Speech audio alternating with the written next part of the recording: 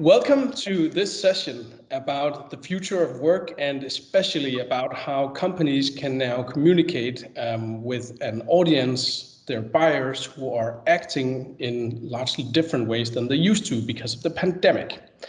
For this panel, we've brought some wonderful guests. We have Peter Laurent from Zendesk, and we have Sanjay Jindal from WhatsApp and Facebook, and myself. I am Matthias Lindemann. I'm a co-founder at Worksome, which is a freelance management platform across the UK, US, and Denmark. And I'll start by asking you guys who you are, why you're in this session about this topic, and over to you, Peter. Do you want to kick it off? Great. Thanks very much, Matthias. Greetings from London, everybody. My name is Peter Laurent. I am the Chief Operating Officer for Zendesk's EMEA operations.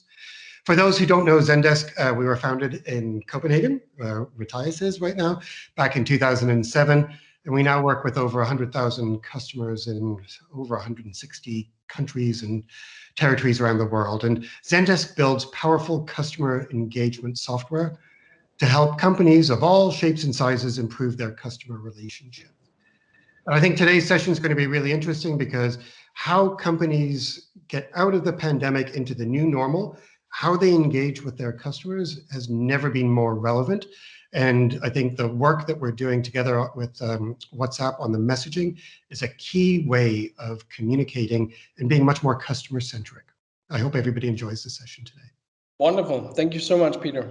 And Sanjay, tell us a bit about yourself. Yes, so my name is Sanjay Jindal. I'm part of WhatsApp, Facebook business messaging group. And our mission is to work with partners like Zendesk to really mainstream the business messaging with our commercial and enterprise customers. And my responsibility is mainly focused on North America region and also the global partners like Zendesk, who are very, very strategic for us to scale the business of business messaging across the world. Excellent. Thank you so much. So basically, when COVID hit, or a couple of months after, I helped my mother download a food delivery app, and she hadn't done that before. And that typically involves some sort of communication, right? So I wanted to start the session by asking, what's been the most significant changes that we've seen actually for that businesses should be aware of in terms of how their consumers are acting after the pandemic? Peter, do you want to start? Sure. I think, look, when the pandemic struck, it was a black swan event. And since then, no one's got really a roadmap that we can follow, or a playbook that how companies cope and what they need to do. So first is just a recognition that we're in uncharted territory. The first thing I think in terms of key changes was that companies had to listen a lot more intently to their customers and to look then internally about are we really an agile organization? So let me take that in two steps. First is, the pandemic, I think, inverted the power from companies to the customers. So companies pivoted from a you come to us approach to we, the company, will meet you, the customer, where you are, how you want to be communicated to in this example. So customers have to stay really, companies have to stay really close to customers to then pick up on the signals, the shift in buying behaviors, that impacted supply chains, that impacted delivery mechanisms, and of course, how you engage and build a rapport with customers. All of that shifted, and that's that inversion that came from taking a really customer-centric, approach. And companies, had to learn to communicate with customers in a way that the customer wanted versus the traditional way of being kettled into a call center or just send an email. And how do you do that with empathy? So that's, I think, one key way of looking at it. The second is, a company's ability to pivot, that organizational agility that I mentioned earlier. And, with my COO hat on, you need to measure everything so you can make, a quick course corrections where needed. And what I've learned over the years is numbers don't give any answers, but what they do is prompt you the right questions to be asking. And in a pandemic, asking the right questions, I think, was a leader's superpower. Yeah. So these are just some of the key areas that I think have really fundamentally changed. And later on I can talk about that food delivery app and give you some real examples. But let me hand over to Sanjay, who's probably got some experiences there. No, I think, Peter, you're absolutely spot on. I think what we saw was, even before the COVID came in, people were wanting to change. They were changing the communication. Instead of just being a very traditional communication, calling 1-800 number and waiting for 5 minutes and then asking for your mother's maiden name 3 different ways, that kind of a tradition was just going away. COVID accelerated that. That fundamentally that things are changing now, and as Peter mentioned, is that more and more folks are getting online. They want to have answers dynamically, and they want to get those conversations done right away. So what's happening is that enterprise, with the help of COVID, as Peter mentioned, he has some examples, and I can share some examples in a few minutes or so. It's that how do we go from a very traditional type of a communication where you have to wait for 3-4 days or for a few minutes on the phone or so, to be conversation and having a rich conversation and getting your problem solved during that conversation. And that has really helped that acceleration through the COVID or so. And we have seen a major spike. And this is not just in one country, this is happening throughout the world. Every country is going and driving that business messaging conversation now in real time, from Brazil to India to UK to North America and so forth. So I think a lot of companies, they will, or everybody who's listening will definitely know what you're talking about when you're in the phone queue and you're kind of like, running the maze of finding out how to speak to a person who can just help me out here, right? Including checking who you actually are, and trying to, sometimes it feels like at least, lead you down to dead ends so that you just give up and don't call them anymore. What's some examples of like companies that are doing this really well and kind of going from this, I guess, added mindset that, yeah, we can speak to you, but it's kind of annoying, over to dealing with communication in a way where it not only solves the problem that the consumer has, but also often, I suppose, lead to more, so that they are actually super happy about the company all of a sudden, or leads to an upsell opportunity or something which is more rewarding than just kind of like solving your initial problem. Do you have examples of companies that are doing this really well? And do you also have advice for companies that want to get to that point? Because I know a lot of companies are definitely not there yet. Yeah, I can take the lead, and then Sanjay, if you want to chime in. Sure. I think there's a lot of areas where companies have invested in AI and machine learning to make sure that we have a really good automated response and the bots to handle the simple questions that come in. And during the pandemic and now subsequently, there's a lot of volume coming in. And a lot of them are really simple questions that can be answered very quickly without the need to speak to an agent. And what that has meant is, when you do actually have a more complex question that can't be resolved via a bot, is you can now spend more time as an agent working with the customer to build in empathy. And because you now know, and through the messaging experience, you can really track the history. And so you've got this context of every time a customer has contacted you, whether it was via email, via a phone call, or via WhatsApp. So you can deliver a much more personalized service. And instead of trying to quickly answer calls and finish them, it's much more about how you engage with empathy, how you build rapport with the customer. You personalize the experience. It's a conversation that you're having with a customer.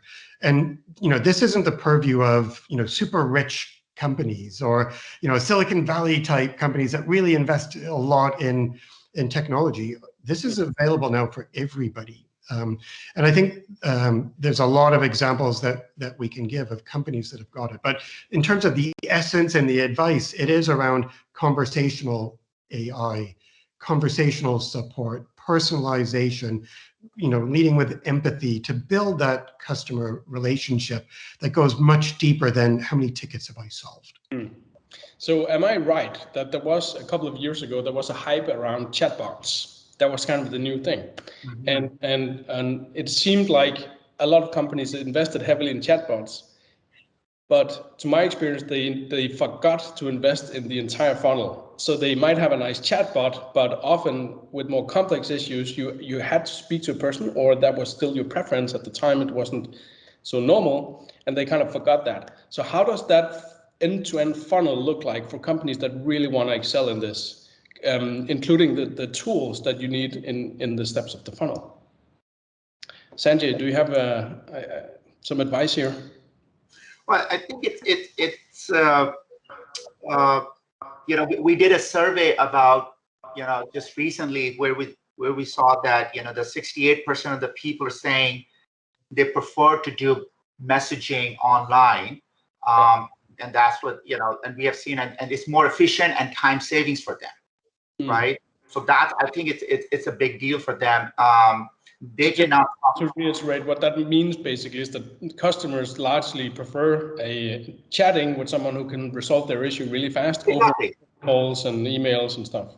And it's more efficient, right? Now they can have 3 chats at the same time. One agent, as Peter was talking about it, in the call centers or so, one agent can now handle 3 or 4 chats at the same time with an empathy, as Peter mentioned a few times or so.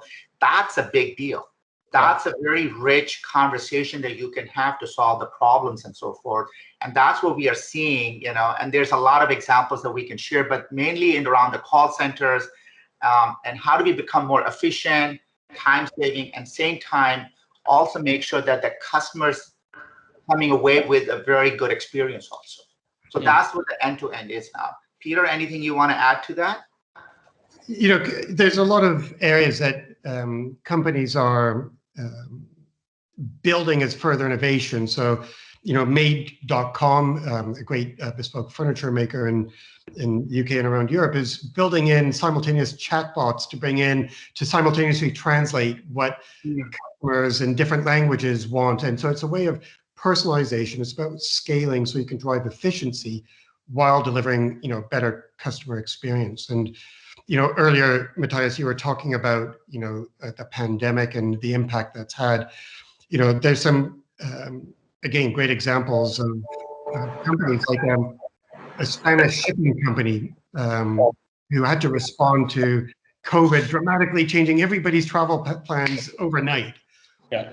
And there they received in 1 month the same volume of queries that they would normally have in a full year.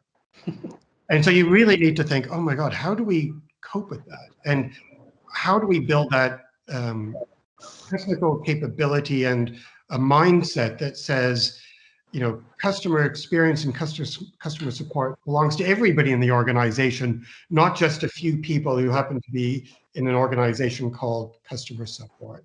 Yeah. And so that shift in terms of innovation, scaling and efficiency, and a mindset shift is all really important, and a lot of companies are doing some pretty cool things with this. Let me add to that as an example. Let's get into the specific example. One example come to my mind, and Peter, I think you may have more examples because you deal with them every day at Zendesk, right? On the WhatsApp side, we have an example. There was because of the COVID, there was a crisis in Sears, Mexico. They had to basically shut down all of their 190 stores, because that's just what was happening around the world or so. So the question came up, it's now what do you do? And salespeople were going to lose their jobs or so. So they came to WhatsApp. They relied on WhatsApp to go and have the conversations with their customers. So all of a sudden, not we only protected the 400 salespeople who were going to lose their job, but same time, Sears was able to communicate with their customers in a real time and was able to solve the problem. So the customers really didn't lose anything. So we went from a crisis of, oh my God, what do we do? Everything is closed. We're not going to get my deliveries and so forth. And then salespeople concerned about losing their job, to all of a sudden having a very rich conversation. And one salesperson, as I mentioned earlier, able to talk to 3 or 4 customers on a daily basis. Yeah. And all of a sudden they had a really rich conversation. That never happened before. And that is what we are seeing around the world with a lot of enterprises who are shifting conversation online, and their salespeople are talking to their customers on, on a very direct way or so. Peter, any other examples from your side? I think you've given some good ones there. Yes, the pandemic has definitely been an accelerant of this. Pandemic was certainly a fertile period for the adoption of messaging in general, but this was a trend that was happening before. We've seen hotels, for example, using WhatsApp and all types of messaging apps out there to personalize the service. The minute you check in, they know that you've got this, and they know that whatever format you want to engage with, they can communicate in a much more personalized. They know who you are. They know what your loyalty preferences are, and they know it's a personal conversation. So pandemic was an accelerant, but this was a trend that was happening beforehand. Agreed. So if you are a company working in a company and you need to kind of get into this new world and become better at engaging with your customers, essentially, you should focus, I guess, both on the mindset of the company as well as the technical setup that allows your teams to work in this way. How should companies go about this? If you want to advocate for this change in your organization, what's the best way to go about it? Yeah, I think Matthijs, you're spot on. I think this was a shift in both the technical side and the mindset side. So it's hard and soft factors whenever there's change. It's a mix of both. It's not just layering on more technology into an organization. It's change management. It's how people react. It's how they engage. And I think we've all been in organizations at Google, at Facebook, where consumerization of IT has been going on now for well over a decade. And as I said, this pandemic has accelerated the adoption of messaging. Customers didn't need to go through this shift. Everybody's used to, working with their phone. Everybody, knows how to WhatsApp or use instant messaging. It was the companies that had to rethink their strategies. And let's be frank about it, they had no choice. They were inundated, as I said earlier, with that Spanish shipping company. How do you cope with a year's worth of customer queries in 1 month? So the good news is they had no choice. And the other good news is it was relatively easy to adopt new communication channels. And, tools from companies like Zendesk with partnership with WhatsApp largely comes out of the box. And the good thing is you don't need to spend weeks or months training and implementing. And I think that comes back to what I said earlier around agility is really key. Gone are the days of it takes a year to implement a new technology platform. God, if you think of how the world has changed in the last year and who can predict what the next year is going to be, the impact on supply chains, you name it, you need that quick agility. And when we had that Spanish shipping company, had that change from a year's worth of support into 1 month, what they were able to do was to reallocate all of the non-customer support-facing teams to answer those queries from customers. Mm-hmm. And they were able to do that because the tools were agile, the tools were easy to use. So tech was key, absolutely. It had to be quick, it had to be powerful, it had to be agile. But it was also the mindset of the company and the culture that everyone in the organization has a bone in this fight and everybody is responsible for customer experience. And that is absolutely key. Yeah. There must have been so many companies really changing their fate based on this. I'm thinking also of how fast e-commerce basically rose, including everything from groceries to even the categories that's been big on e-commerce for a long time. They kept growing throughout the pandemic. Sanjay, companies that fail in this race, what do they do wrong? Well, I think it's change is part of our life. Right, and you gotta, as Peter had mentioned a few times, you gotta stay with the technology transformation. I believe what COVID has taught us is that change was always happening with us, but the change has accelerated through the COVID because people are no longer going to offices. There's going to be hybrid work around the world or so. So that change has accelerated because of that, and I believe if companies don't adopt to it, you're not going to have that experience the customers are looking for. So that's the one thing. Second thing is customers are demanding more because they are now seeing what's good is, what's the right experience is. As I mentioned it, I don't want to pick up a phone on American Airlines or any airlines and wait for 3 minutes or 9 minutes or so. Wouldn't that be a great conversation that if I can have with an airline to change my booking or change my travel plan on instant, right? But customers are expecting more now. And I think if you don't adopt that and if you don't meet their expectations where customers are leading you, then you're not going to be very successful. The WhatsApp and Zendesk are providing those tools for you to help change yourself in a very simple and easy way. You don't have to make a lot of investments. What Peter and I are talking about, this is not a heavy investments from corporations and companies. These are simple tool changes that you're going to make so you can continue to drive what customers are looking for. And I think this business messaging that I've been saying is here to stay, right? Because it provides the real experience to the customers. So I hope that everybody, all the corporations are going to look at it, make the change. As I said, the change is not that hard, but you have to have as part of your strategy for the future as we come out of the COVID. So go ahead, Peter. Just to echo one point that Sanjay mentioned, and that is, customer experience mediocrity is going to get really punished because the airline example that Sanjay mentioned, the consumer is not benchmarking United against Delta, against British Airways or Air France. They're getting benchmarked against Peloton, against Netflix, against support you get from Apple. And so it's that best of everything and not just best of the industry that you're in.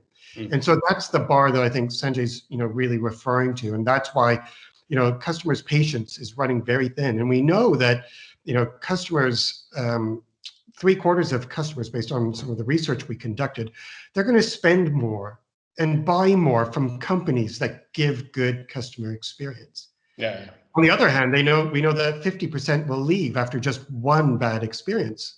Yeah. This is real impact to the bottom line. And that's why this is such an important topic. I suppose some people would argue that the reason they want to have phone calls and conversations like that with their customers, that then they know that they can kind of give them a really good experience because it's human to human. How do you go about building rapport and giving an even better experience not using the phone? What's some top tips for doing that? So I think, first of all, you're right. It's not just do everything over WhatsApp and everything is going to be easy, right? I think we know that it's going to be an integration between emailing and calling a call center and WhatsApp and across all of the channels. But what customers want is they don't care if you're speaking to somebody in sales or somebody in marketing or somebody in support. They just look at the company. And there has to be, this connective tissue across all of the teams. And this is why collaboration within the organization is so important. Yeah. And you need to cut down those walls in whatever team, in whatever way that the customer has reached out to you, the company. You need to have that holistic view because context is key in this. And that internal collaboration will help to drive the customer experience. I think I would add to, sorry, go ahead, Peter. No, you go on, Sanjay. No, the only thing I was going to add to the Peter's part, not to stop his flow, which was going really well, is that, it's this customers don't have time also. Look, we all came from the world of, we were able to pick up the phone and we were willing to wait for 5 minutes, 10 minutes, and sometimes even 30 minutes. And I said, can you imagine that? But can you imagine now you're willing to wait even for 5 minutes on a call to get a live conversation? It's just people don't have the time because the time is money and people are changing with this thing. So I think that the customer trends are changing. What was good 5 years ago, where we were willing to wait, is no longer true anymore. And I think that fundamental change is happening.